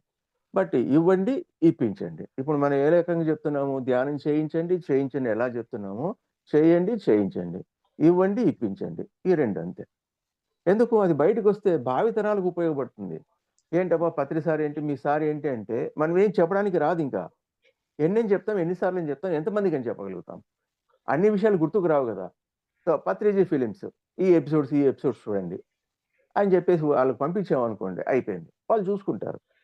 సో, ఆయన జీవితం అర్థమైపోయినప్పుడు ఆయన మార్గం గూడా ఆ మార్గంలో వెళ్ళడానికి చాలా మందికి మనం దోహదం చేసిన వాళ్ళమవుతాం. అందువల్ల నా రిక్వెస్ట్ ఏంటంటే, ఇది కేవలం వెంకట్ బాధ్యత ఒక్కటే కాదు, మనందరి బాధ్యత కూడా. బట్ వెంకట్‌కి మనం ఎంత వీలైతే అంత సహకారాన్ని అందిస్తూ ఉండాలి. పత్రిజీ ఫిలిమ్స్ బయటకొచ్చిన తర్వాత ఇంక మనం ఎక్కువ చేయాల్సిన అవసరంలా. సార్ ఒకప్పుడు చెప్పాడు, "అయ్యా! మనం కొద్ది రోజులే మనమంతా తిరగాల్సింది, చేయాల్సింది. ఆ తర్వాత మనం నీటి ఒడ్డున కూర్చుంటాము. నీటిలో దిగి తాగేవాళ్ళు తాగుతుంటారు, పోయేవాళ్ళు పోతుంటారు. మనం చేయాల్సింది ఏమి లేదన్నాడు. సో, అటువంటి అవకాశం ఇప్పుడు ఆల్‌మోస్ట్ ఆల్ పీఎంసీ ద్వారా మనకొచ్చేసింది. ఏంటి? నువ్వు నూకన్ కార్నర్‌లో ఏ పల్లెలో ఉన్నా కూడా నీ దగ్గర డేటా ఉంటే చాలు. పీఎంసీ అని కొడితే లైవ్ అంతా కంటిన్యూ వస్తూనే ఉంటుంది. ఎంతోమంది మాస్టర్స్ చెప్పిన విషయాలన్నీ వస్తూ ఉంటాయి. బట్ ఒకటి మాత్రం గుర్తుపెట్టుకోండి. ఎవరేం చెప్పినా, ఎంత చెప్పినా మీ బుద్ధిని ఉపయోగించి ఏది తీసుకోవాలి, ఏది తీసుకోకూడదనేది మాత్రం గుర్తుపెట్టుకోండి. మాస్టర్ గదా! సీనియర్ మాస్టర్ గదా! అట్లా గదా! ఇట్లా గదా! వాళ్ళు చెప్పిందంతా కూడా నీకు సరిపోవాలనేం లేదు.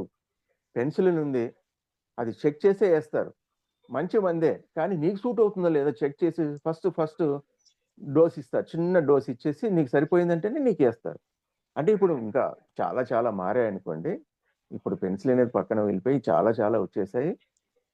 సో ఎగ్జాంపుల్ కోసం చెప్తున్నాను. అట్లాగా ఎంతో మంది మాస్టర్స్ ఎన్నో రకాలుగా చెప్పినా నీవు సాధన చేసుకో, నీ స్వాధ్యాయం చేసుకో. ఒకవేళ నువ్వు చదవడానికి రాకపోతే ఇతరులతో చదివించుకో. నీ అనుభవాన్ని పొందిన తర్వాతనే తీసుకుంటూ వెళ్ళు. నీ జీవితం నీ ఇష్టం. ఆ మాస్టర్ వల్ల నా జీవితం పోయింది, ఈయన వల్ల నా జీవితం పోయింది అని నువ్వు అనుకున్నావు అనుకో, తప్పు నీదే. మోసం చేసేవాడిది కాదు, మోసపోయేవాడిదే తప్పు. Be aware, be careful. ఈ విషయాలు చాలా జాగ్రత్తగా ఉండాలి. ఆధ్యాత్మికంలో పతనం అయిపోవడానికి చాలా చాలా అవకాశాలు ఉన్నాయి. తప్పు చేస్తున్నావా, ఒప్పు చేస్తున్నావా అని నీకు తెలుసు. దాన్ని అలాగే కంటిన్యూ చేస్తూ నేనేమో ధ్యానం చేస్తున్నాను, నాకు అవి వస్తున్నాయి, ఇవి వస్తున్నాయి, ఎన్ని చేస్తున్నా నాకు ధ్యానం రాలేదు, నాకేం కుదరలేదు, అది సరికాదేమో, ఇట్లా కాదేమో అని రకరకాల ఆలోచనలు వస్తుంటాయి. ఏదైనా నిర్ణయం నీదే. నీ బుద్ధిని ఉపయోగించి నువ్వు ముందుకు పోతూ ఉండు. ఏ కృష్ణుడు కూడా బాధ్యతను తన మీద తీసుకోలే, బుద్ధుడు తన మీద తీసుకోలే, పత్రి గారు కూడా తన మీద ఏం తీసుకోలే. నీ శ్వాసే నీ గురువు అని చెప్పాడు. నువ్వు తెలుసుకో అన్నాడు. శాస్త్రం చదువుకో, స్వాధ్యాయం చేసుకో. ఎంత బాగా చదవగలిగితే నీకు అర్థమవుతుంది. సజ్జన సాంగత్యం చేసుకో, 10 మంది కలిసండి, వాళ్ళ అనుభవాలు పంచుకోండి, నీ సందేహాలను తీర్చుకోండి. చూసిన తర్వాతనే నువ్వు ముందుకు పోతూ ఉండు. ఎక్కడ ఆయన బలవంతం చేయలే. వస్తానంటే రమ్మన్నాడు, పోతానంటే పొమ్మన్నాడు, మళ్ళీ వస్తానంటే మళ్ళీ రమ్మన్నాడు. నేను రాను సార్ అంటే వెరీ గుడ్ అన్నాడు. ఎక్కడ ఎవరిపైన ద్వేషం పెట్టుకోలే. 10 ఏళ్ల తర్వాత, 20 ఏళ్ల తర్వాత, 30 ఏళ్ల తర్వాత అయినా కూడా పోయిన కలిశాక, సార్ ఫస్ట్లో మేము కలిశాను, మళ్ళీ ఇప్పుడు వస్తున్నా అంటే వెల్కమ్ అంటాడు. నాకు నచ్చలేదు సార్, నేను వెళ్ళిపోతున్నా అంటే బాయ్ అంటాడు, అంతే. సో అటువంటి మహానుభావుడి యొక్క జీవిత చరిత్ర బయోపిక్ మనకు రావడం అన్నది చాలా చాలా అదృష్టం. సో అందువల్ల మీ అందరికీ నా విజ్ఞప్తి ఏంటంటే, దీనికి కావాల్సిన సహకారాన్ని అందరూ ఇద్దాం, అందరి ద్వారా ఇప్పిద్దాం. థ్యాంక్ యూ మాస్టర్స్, ధన్యవాదాలు. జై Patriji. Super super super sir, excellent. ఏమేం సందేశం ఇవ్వాలా అవన్నీ మాకు ఇచ్చేసారు ఈరోజు నన్ను అడిగితే. Yes, thank you sir, thank you so much. Yes sir, ఇక్కడ వెంకట్ గారు ఉన్నారు. ఉన్నారా? Sir hi sir. నమస్తే సార్. నమస్తే వెంకట్. Yes sir. అంటే కొంతమందికే సత్యం తెలుసు, ఆ తెలిసిన వాళ్ళు కొంతమంది బయటికి చెప్పగలరు అని ఏదైతే ఓషో చెప్పాడో ఈరోజు నిజంగా అది మీ ద్వారా నాకు అది కనిపిస్తుంది సార్. సత్యం కొద్దిగా అర్థమవుతుంది. ఇది చాలా ఇంపార్టెంట్. మీరు తీసుకున్న టాస్క్ ఏంటంటే సామాన్యమైన టాస్క్ కాదు ఇది. ఇదే అంత ఈజీగా ఉండేది కూడా కాదు ఇది. ఎంతో మీ పైన ఆశీర్వాదాలు ఉంటేనే సాధ్యం అవుతుంది. లేకపోతే మీరేం ఆశించలే ఇక్కడ దేన్ని కూడా. పత్రిజీ ఫిలిమ్స్ బయటికి రావాలన్నారు. ఒకవేళ ఆగిపోయింటే కూడా మీరు మీ పని మీరు చేసుకోండొచ్చు, కానీ మీ లక్ష్యం ఇది ఉంది. మీ యొక్క గత జన్మల సంస్కారాలు ఒక మహనీయుణ్ణి, ఆయన యొక్క జీవిత చరిత్రను ప్రజలకు అందించాలన్న ఒక ఉంది కదా, తపన ఉంది కదా. అది అంత సామాన్య విషయం కాదు, అంత ఈజీ ఏం కాదు. సో అలాంటి దానికి మనం సహకారం ఇవ్వాల్సిందే. అది ప్రతి ఒక్కరి పిరమిడ్ మాస్టర్ యొక్క బాధ్యత. అయినా సరే మీరు చాలా సింపుల్ గా పెట్టారు. 2005 అన్నారు. చాలా ఈజీ, చాలా యాక్సెస్. అది పెద్ద కష్టమే కాదు. అందువల్ల ప్రతి మాస్టర్ ఇవ్వాల్సిందే. నేను పిరమిడ్ మాస్టర్, నా మిస్సెస్ పిరమిడ్ మాస్టర్. అందుకే మన వెంకట్కి 5,000 పంపించి ఫస్ట్ ఏదైనా నేను చేసి చెప్పాలి. Great sir, thank you sir, thank you so much. Yes sir, నేను ఎప్పటి నుంచో అంటే 2009లో ధ్యానంలోకి వచ్చాక, నేను 2010, 2011 అంతా కూడా నేను సార్ గురించి ఇలాంటి విషయాలే వినేవాడిని సార్. అంటే సారు అంటే ఆధ్యాత్మికంగా మనిషి ఎదగడం కోసం సత్యాన్ని తెలుసుకోవాలి, సో బతికితే సత్యం కోసం బతకాలి, చచ్చిపోతే సత్యం కోసమే చావాలి, అంత అలా అంత స్ట్రాంగ్ గా సార్ చెప్పడం ఉంది చూసారా సార్. అది నన్ను చాలా ప్రభావం చూపించింది నా మీద. అంటే అప్పుడు దాకా ఏంటి, మనం జీవితంలో ఎన్నో విలువలు మాట్లాడతాం, కానీ జీవితంలో ఏదైనా ఒక చిన్న సమస్య రాగానే ఆ విలువలన్నీ పక్కన పెట్టి మనం ముందుకెళ్ళిపోతూ ఉంటాం. కానీ పత్రి గారు అలా చేయలేదు. ఆయన ఏం చెప్పారో అదే చేశారు. ఏం చేశారో అదే చెప్తూ వచ్చారు.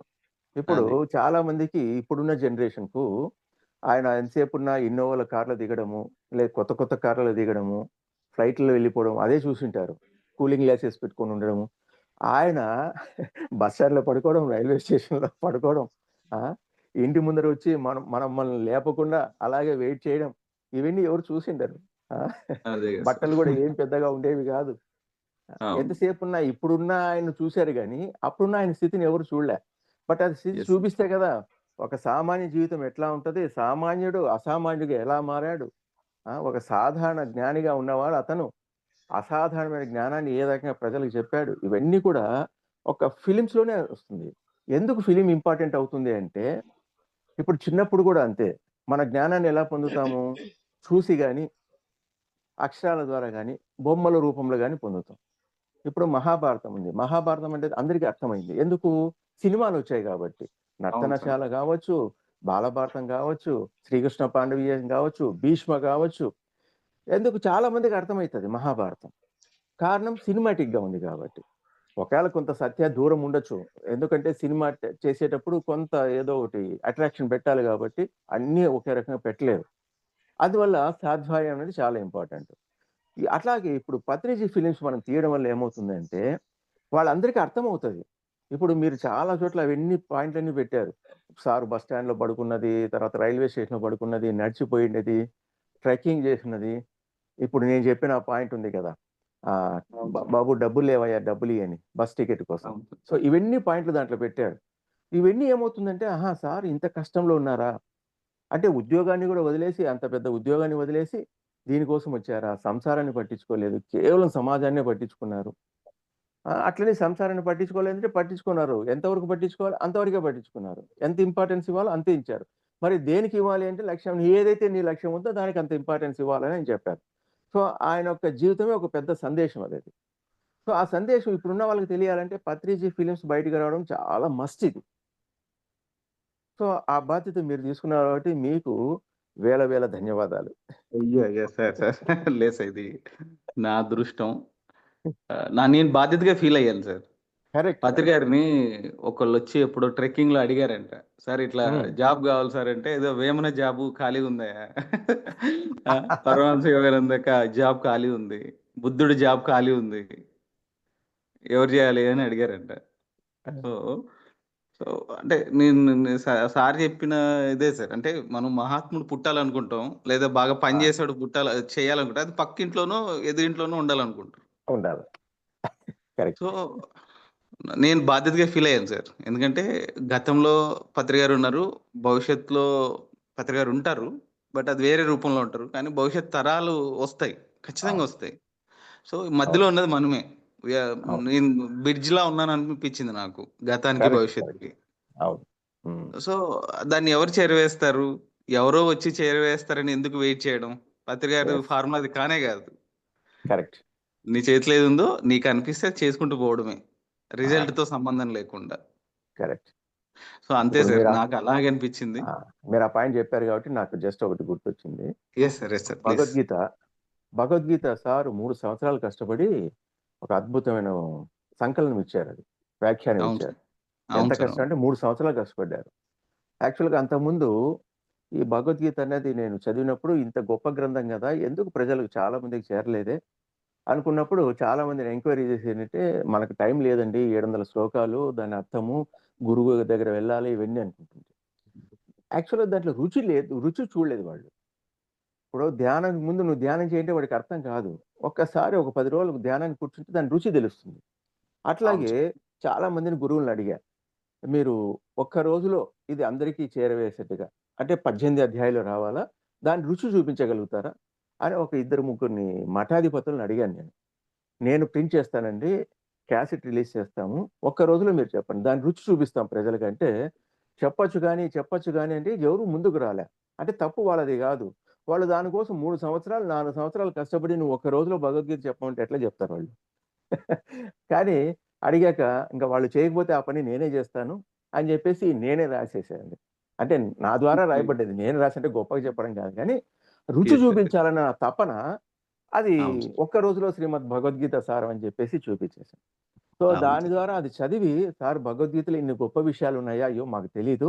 ఇంకా ఇప్పుడు మంచి ఒక పెద్ద గ్రంథం తీసుకొని చదువుతామని కొన్ని వందల మంది మనకు రిపోర్ట్స్ చెప్పారు.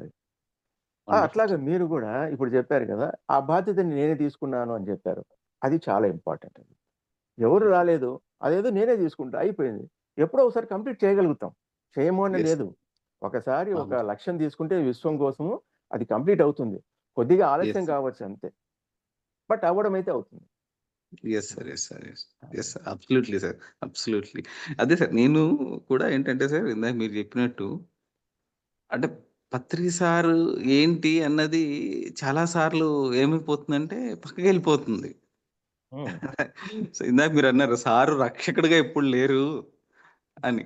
కానీ ఈరోజు రక్షకుడు చేసేసారు. అయిపోయారు. కానీ నిజంగా అంటే ఆయన ఏది తప్పించారు అంటే ప్రతి మనిషి ధ్యాని చేయాలి. స్వశక్తితో ప్రతి ఒక్కరు ఇది అవ్వాలన్నది ఆయన ప్రయత్నం. ఎందుకంటే ఇండిపెండెంట్ గా ఉండాలని. ఇండిపెండెంట్‌గా ఉండాలి. సార్ అందుకే లేకపోతే సారు ఆ పాయింట్ మీద ఇంకోటి చెప్తాను. చెప్పండి ఏ సార్, చెప్పండి. సొసైటీకి ఆ సొసైటీని అంతే, ఆ! ఎక్కడ సెంట్రలైజ్ లేదు చూడండి. Yes sir. యెస్. డీసెంట్రలైజేషన్. ఎందుకు సెంట్రలైజేషన్ లో మళ్ళీ డిపెండెంట్ పెరుగుతుందని చెప్పేసి, కావాలంటే ఒక సొసైటీకి ఇంకో సొసైటీకి హెల్ప్ చేసుకోండి అంతే, కానీ ఏ సొసైటీకి వాళ్ళే బాధ్యత. అట్లా ఈ వ్యక్తికి వాళ్ళే బాధ్యత, ఆ ఊర్లో ఉన్న పిరమిడ్కి వాళ్ళదే బాధ్యత. అది పెంచుకుంటారో ముంచుకుంటారో వాళ్ళ ఇష్టం, తనకు సంబంధమే లేదు. తను కూడా ఎక్కడ ఎవరితో బాధ్యత లేదు.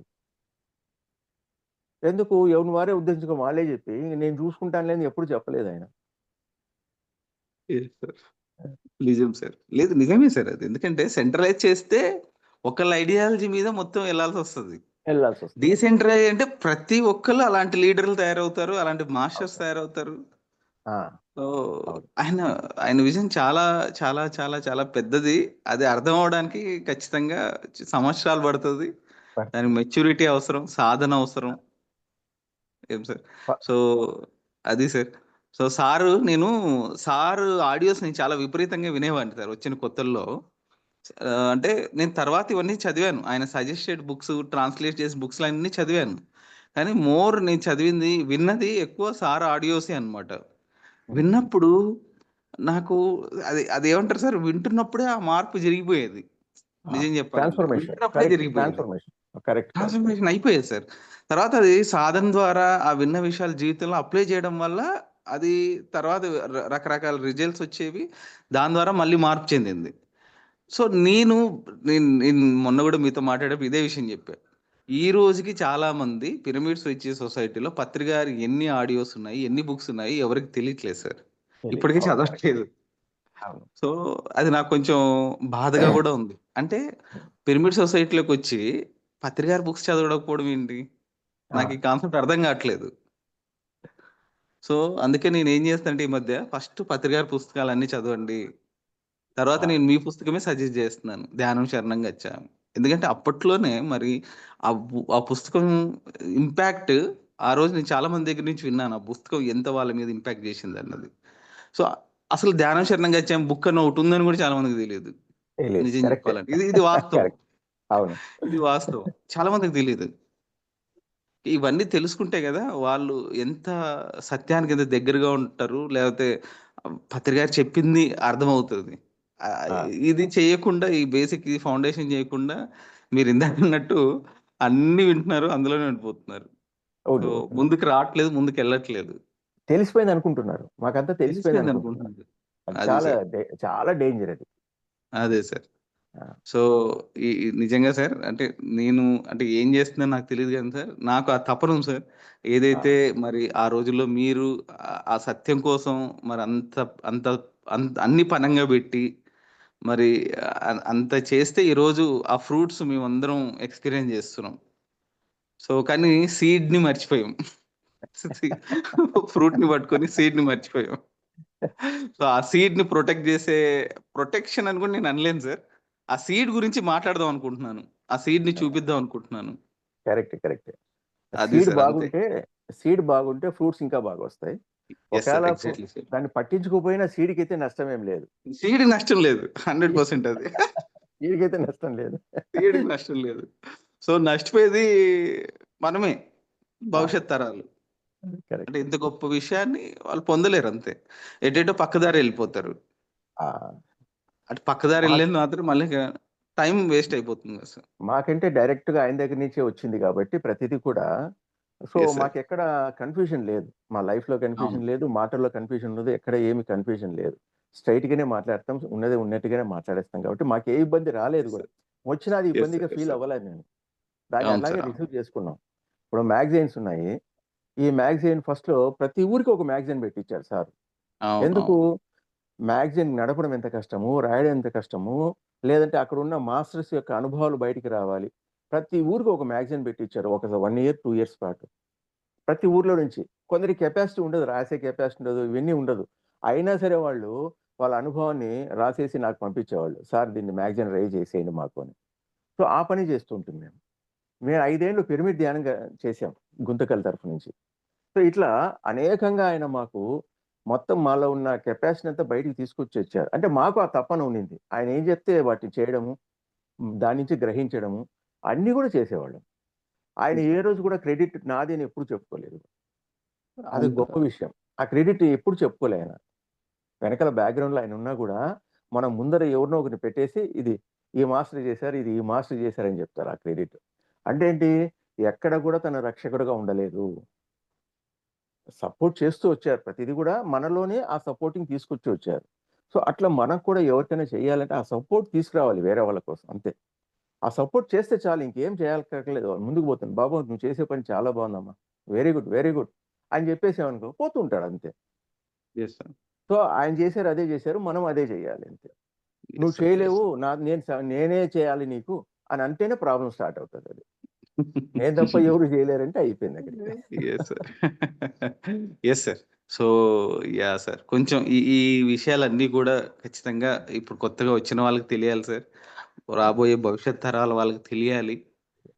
సారు ఎవరిని ఎవరు ఆధారపడేలా ఎప్పుడు చేయలేదు. ఆయనే చాలా సార్లు చెప్పారు. నా ఆశీర్వాదము మీకు పనిచేయదు. నా శాపము మీకు పనిచేయదని చాలా సార్లు చెప్పారు ఆయనే. బట్ ఈ రోజుకి మళ్ళీ మనం ఆయన ఆశీర్వాదాల కోసం మాట్లాడుతుంటాం. ఆ! సో, అంటే జస్ట్ పెద్దలు కాబట్టి, గురువులు కాబట్టి బ్లెస్సింగ్స్ మామూలుగా అంతే. అదే సార్. దివ్య అదే. ఆశీస్సులు అంటాం అంతే మనం. ఉద్దేశ్యం అదే సార్. ఏంటంటే పెద్దల్ని గౌరవించాలి కదా! గురువుల్ని గౌరవించాలి, పెద్దల్ని గౌరవించాలి. ఇదని పెడతాం అవును అంతే. సార్. అట్లా. అది స్ఫూర్తిలాగా ఉంటే బావుంటదని నా నా పూర్తిలాగా. అభిప్రాయం సార్. అంతే. బ్రహ్మర్షి పత్రిజీ స్ఫూర్తి. ఇప్పుడు స్ఫూర్తి. ఆయనే చెప్పారు. మూర్తులున్నవి స్ఫూర్తి కోసము అని. అంతే. అవును. సో, ఆ స్ఫూర్తి లాగానే అంటే ఆ ఐడియాలజీ ఇదైపోతుంది కదా సార్. సో, ఆ అవును. అవును. ఐడియాలజీని ఆ హ్మ్. హ్మ్. స్ఫూర్తితో పలానా వ్యక్తి అది. స్ఫూర్తితో ఆ! అని చెప్తే maybe more relevant and correct. Truth చాలా కరెక్ట్. దగ్గరగా ఉంటుందనిపిస్తుంది నాకు. హ్మ్. హ్మ్. అది సార్. అంటే ఇక్కడ వాళ్ళు ఒకరు బాగుపడాలి, ఒకరు వృద్ధిలోకి రావాలన్న వాళ్ళ ఆలోచన ఉంటుంది కదా! అవును ఆ సార్. వైబ్స్ అన్నీ వస్తుంటాయి. ఖచ్చితంగా అదే సార్. వస్తుంటాయి. ఇప్పుడు ప్రపంచాన్ని ధ్యానమయం చేయాలన్నది ఏంటి ఆ సంకల్పము? ఆ వైబ్స్ పోవాల్సిందే కదా! అంతే సో, కదా సార్. దాన్ని జనరల్‌గా బ్లెస్సింగ్స్ కింద తీసుకోవాలి అంతే మనం. అదే సార్. బట్ స్ట్రెయిట్ అవే అంటే స్ఫూర్తే మనకు. అంతే సార్. ఎంకరేజ్‌మెంటే. టోటల్‌గా ఎంకరేజ్‌మెంటే అది. Yes sir. Hmm. Thank you sir. Thank you so much. Thank you so, Venkat. Thank you. మీ నుంచి ఇంకా చాలా వినాలనుంది నాకైతే. So, thank you. రాబోయే రోజుల్లో సార్,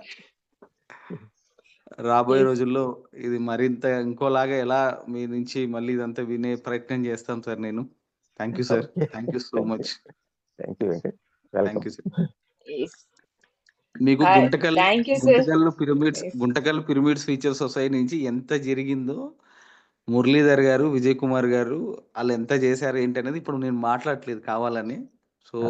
ఇది డాక్యుమెంటరీలో మాట్లాడితే చూపిస్తే బావుంటుందని ఇప్పుడు నేను రివీల్ చేయట్లేదు.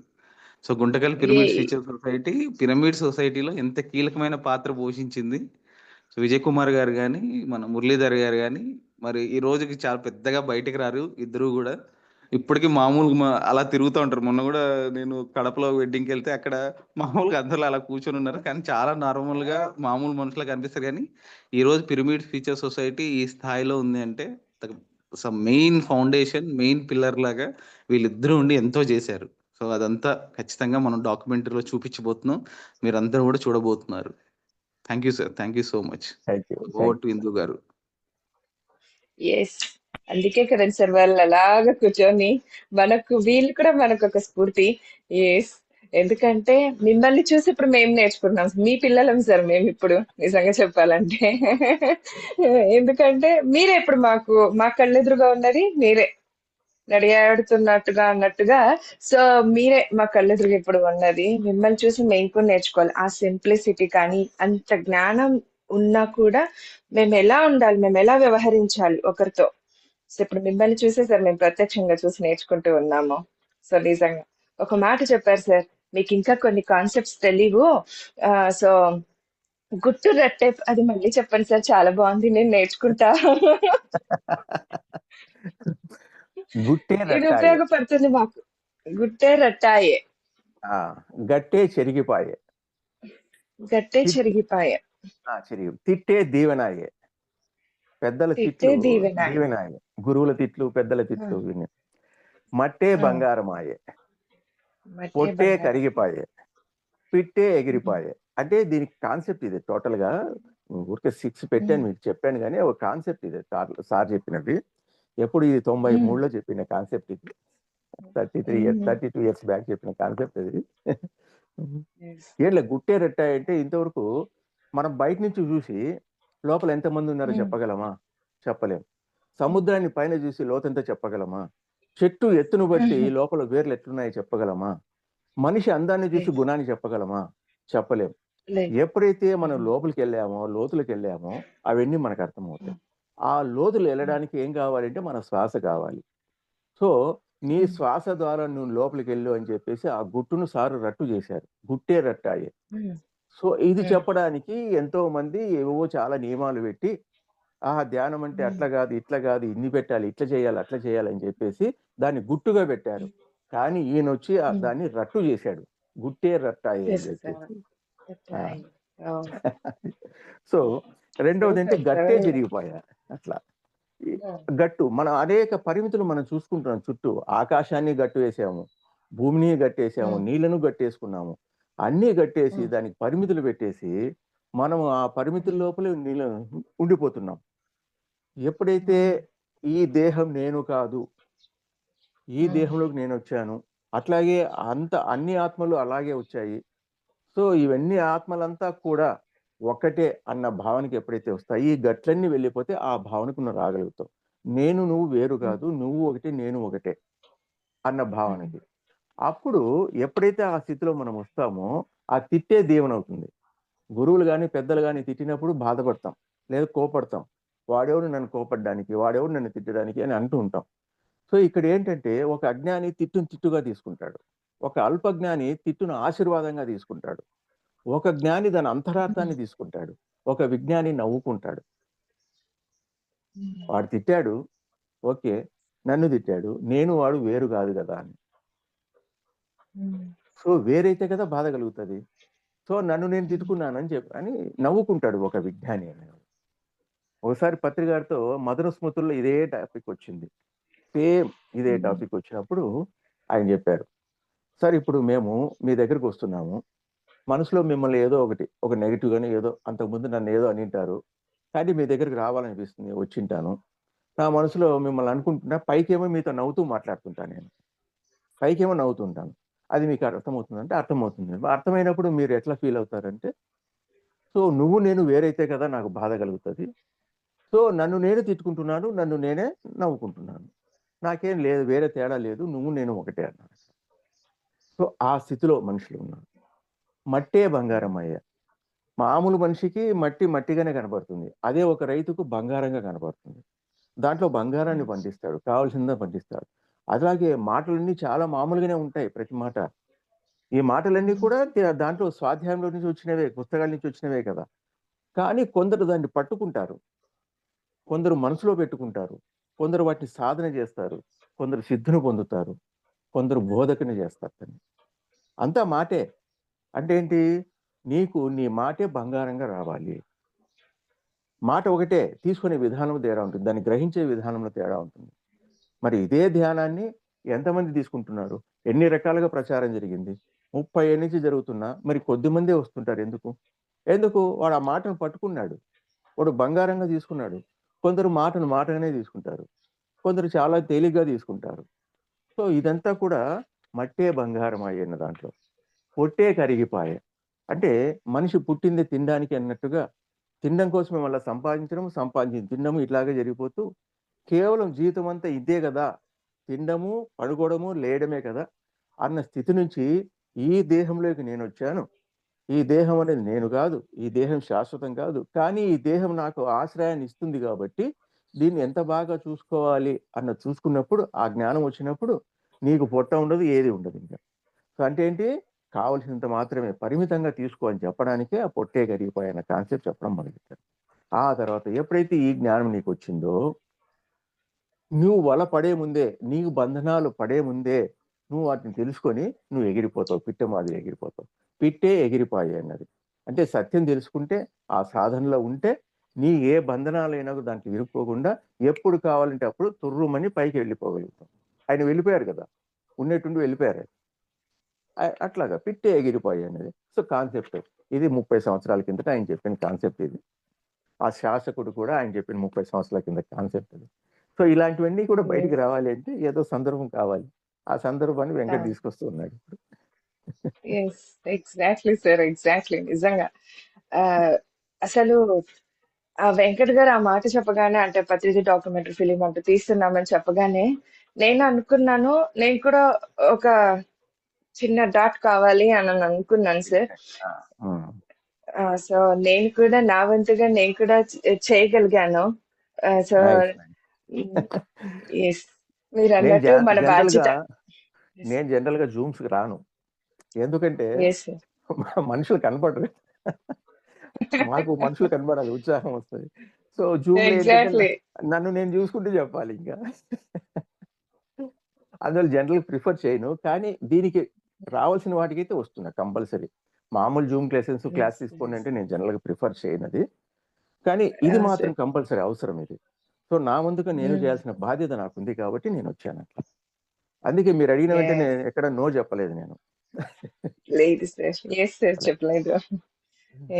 కొన్ని విషయాలకు మనం ప్రామినెన్స్ ఇవ్వాల్సిందే అది. ఓకే, నాకు ఈ అవకాశం కలిగించిన మీకు ధన్యవాదాలు. Thank you sir, thank you so much. అక్క చెప్పండి అక్క. సార్ నమస్తే సార్. నమస్తే ఉమా మహేశ్వరి మేడం. మేడం వద్దు సార్, ఉమా చాలా కొత్త విషయాలు విన్నాం సార్ ఈ రోజు. నిజంగా అంటే కొన్ని విన్నే ఉన్నా కూడా ఇంకా కొన్ని విన్నే ఉన్నాయి. నిజంగా సార్ అన్నట్టు వెంకట్ సారు గొప్ప పని చేస్తున్నారు. ఇంకా ఎంత నార్మల్ గా ఉన్నారంటే ఎంత ఎదిగినా ఒదిగి ఉండాలనేది మిమ్మల్ని చూసి నేర్చుకోవాలి సార్. నిజంగా అంటే మేము ఇప్పుడు చూసేది సార్, మీరు అన్నారు ఇందాక ఒక డైలాగు, పత్రి సార్ ఏం చెప్తారో అదే ఆచరిస్తారు, ఏది ఆచరిస్తారో అది చెప్తారు అని. సేమ్ మీరు కూడా అలాగే కనిపిస్తున్నారు సార్ నాకు. నేను మా ఆయనతో కూడా చెప్తుంటాను, సేమ్ సార్ ఏది చెప్తాడు, బుక్ లో ఏం రాస్తాడో అదే ఆచరిస్తున్నాడు అని చెప్తున్నాను సార్.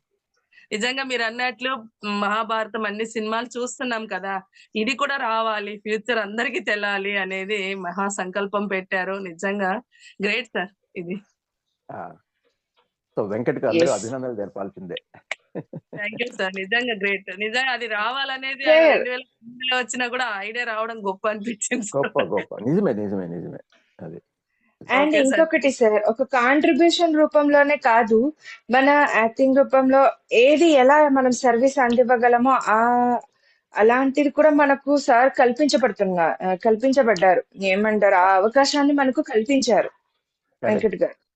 అందుకే వెంకట్ కాల్ చేస్తేనే మేము హైదరాబాద్కి వెళ్ళాము ఇద్దరు, నేను విజయ్ కుమార్. సో మా వరకు ఎంత వీలైతే అంత చేయాలి కదా అని చెప్పేసి అనంతపురం నుంచి ఇద్దరు వెళ్ళాము అక్కడికి, యాక్షన్ దాంట్లో పార్టిసిపేట్ చేయడానికి, షూటింగ్ లో. జనరల్ గా అందరికీ ఉంటుంది సార్, యాక్టింగ్ చేయాలని, సింగింగ్ చేయాలని ఉంటుంది, ఏదో ఒక మూలన ఉంటుంది. బట్ ఆ కోరికలు మన కోరికలు కూడా సార్ అర్థం చేసుకొని కూడా తీరుస్తా ఉన్నారు అని అనిపిస్తుంటుంది నాకైతే ఒకసారి. సో అందరికి కూడా అవకాశం కల్పించబడింది. ఫ్రెండ్స్, ఎవరికి ఎలా మీకు ఇంట్రెస్ట్ ఉంటే కనుక ప్లీజ్ నన్ను కాంటాక్ట్ అవ్వచ్చు అండి, ప్రతి ఒక్కరు కూడా.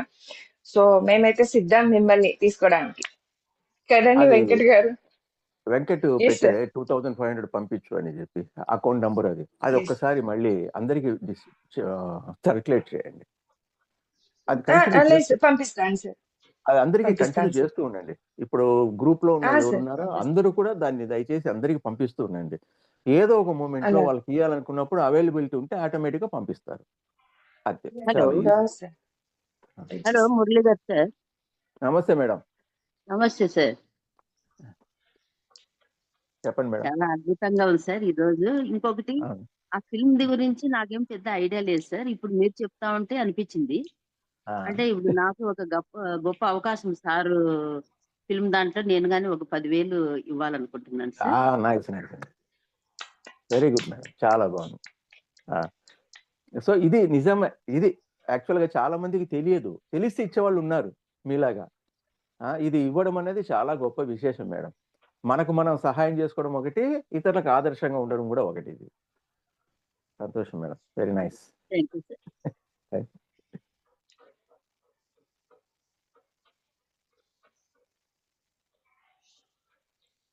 ఇంకా ఫ్రెండ్స్ ఎవరైనా మాట్లాడతారు? భాగ్యలక్ష్మి సావిత్రి పట్నం గారి గారు డీటెయిల్స్. ఉన్నారండి. వెంకట్ ఏదో మాట్లాడుతున్నారు. సార్ చెప్పండి సార్. మేడం మీట్లో ఉన్నారు మేడం, రాణి మేడం సావిత్రి మీట్లో. గారి డీటెయిల్స్ ఉన్నాయా? ఫోన్ నెంబర్ ఉందా మీ దగ్గర? ఎస్ సావిత్రి సార్, గారి నేను నేను ఉమా పంపిస్తాలే అక్కతో వెంకట్, ఎవరితోనా నా దగ్గర ఉంది. సార్ మీ దగ్గర వెంకట్ నేను పంపిస్తాలే. Sure sir, sure sir. Venkat నేను నీకు పంపిస్తాను. సార్ మేడం భాగ్యలక్ష్మి గారు మాట్లాడండి. Thank you. మేడం సార్ నమస్తే సార్. నమస్తే. అదే సార్, ఇది ఇప్పుడే చెప్పారు కదా దీని గురించి.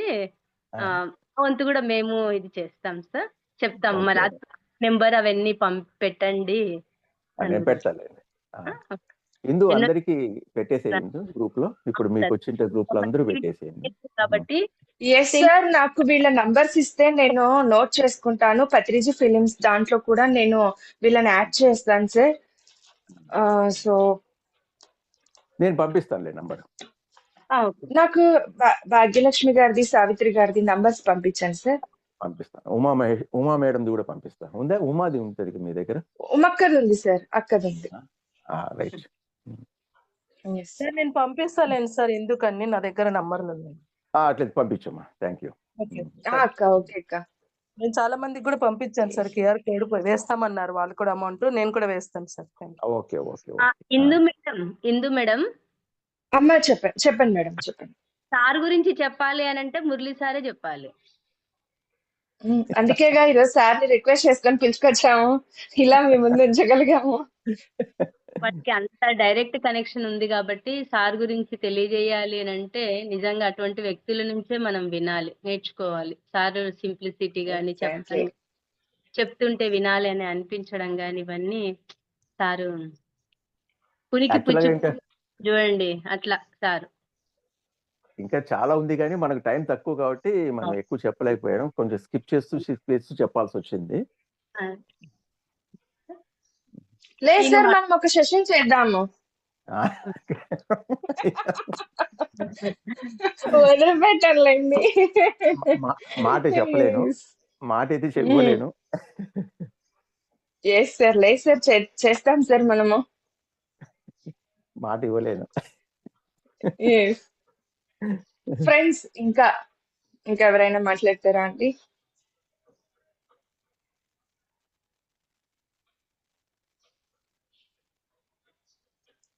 Yes. Okay sir, okay sir. Thank you sir, thank you so much. Thank you very much. Okay friends, sir మాట్లాడతారా? Thank you sir Murali sir, thank you so much. Thank you Venkat. మళ్ళీ ఇంకోసారి మిమ్మల్ని కలిసే అవకాశం కోసం ఎదురు చూస్తుంటాం. Welcome. Okay, thank you. Yes. And friends, నేను ఇక్కడ ఇచ్చిన నేమ్స్ ని గ్రూప్ లో యాడ్ చేస్తానండి. అండ్ అలాగే మీకు ఇంకా ఏమైనా డౌట్స్ ఉన్నా, లేదు ఇంకా క్లారిఫికేషన్స్ కావాలన్నా కూడా ప్రతి శనివారం ఇదే లింక్ ద్వారా 4 నుంచి 5 గంటల వరకు సాయంత్రం ఉంటుందండి వెంకట్ గారితో ముఖాముఖి. సో అందులో కూడా మీరు పార్టిసిపేట్ అవ్వచ్చు, మీరు అక్కడ కూడా ఇంకా డీటెయిల్స్ ని పొందవచ్చు. Okay, thank you so much. ధన్యవాదాలు, కృతజ్ఞతలు తెలియజేసుకుంటూ రేపు మరొక మాస్టర్ యొక్క ఆధ్వర్యంలో మనం కలుద్దాము. Thank you.